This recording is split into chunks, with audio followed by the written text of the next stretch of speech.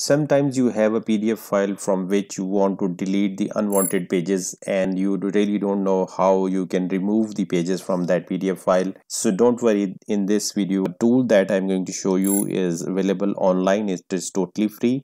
Wait for the name of the website till the end of the video. It is very short to the point, so I will highly recommend to watch till the end. Step 1, that you have to choose the file by clicking this. Then browse the file from which you want to delete the pages. So it is going to upload that file into the server of that website. You'll have to wait for some time for the file to upload. It depends upon the size of your file and the speed of your internet. So now our file has been uploaded, and as you can see that there are total 5 pages in this PDF file. Now for example, we want to delete this last page which we think that is unwanted. So you have to simply take the mouse over to that page and you will see this delete icon on the top right hand side. You just have to click that and that page will be deleted. And for example, if we want to delete the page somewhere from the middle of the file, let's say the second page, we can also delete that. We can apply the changes by clicking apply changes. We will wait for the website to delete these pages and create our modified file. Now our modified file is ready, and as you can see that out of those 5 pages, only 3 pages are left in this file. Now we can simply click this download and click save to device. The file has been downloaded, and we can check that out of the 5